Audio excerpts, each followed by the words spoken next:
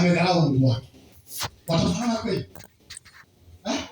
Tutabaki mimi nikiomba nimerogwa, utarogwa kabisa. Sikiza, ufalme wa Mungu unanyakuliwa na watu wenye nguvu.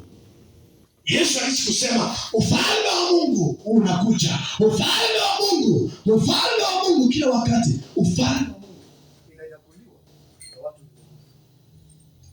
Jesus.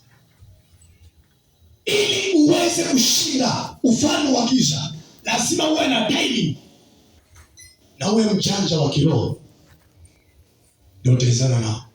Lakini sikiza, maombi yako hiyo haiwezi angusha miungu peke yake. Sadaka yako na maombi yako itaangusha miungu.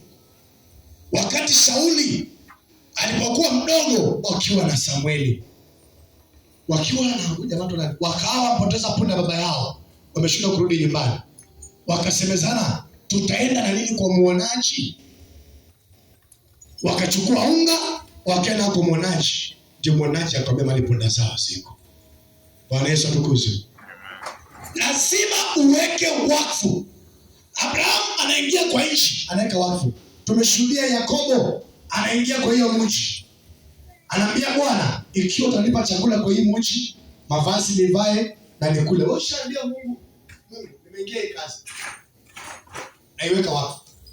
Hii kazi nilipie rent, nisomeshie watoto, hii kazi nikuwe na amani. Yote ataingia kinyume na hii kazi, na Mungu kazi mteme. Unafanya na Mungu agano. Lakini wewe kipofu. Pesa ngapi? 10,000. Mengapi? Kipofu. Baadaye unapigwa vita. Pastor, niombee kuna vita kazini. Wewe haujapatana na Mungu. Huyo mchawi amepatana na Mungu wake. Salamia mtu, mwambie acha uvivu.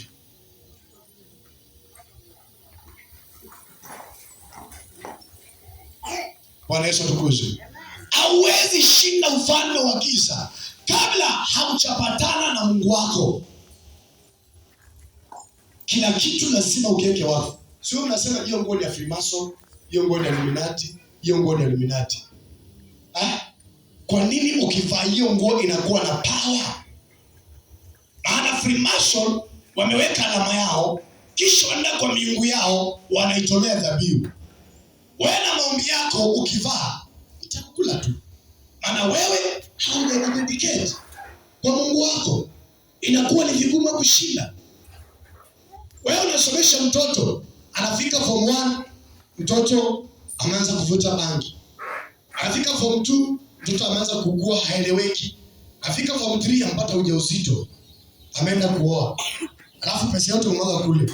Wewe unang'ana na kazi, unaamka asubuhi, unarudi jioni ukisomesha huyo mtoto. Lakini ujui Freemason nao ametarajia nini? Haleluya. Siku moja nilihubiri nikasema,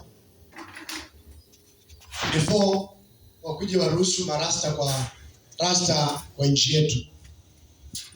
Unajua rasta ni roho ya wazimu. Mimi najua hivi. Yeyote aliyeka rasta huwa anachanganyikiwa.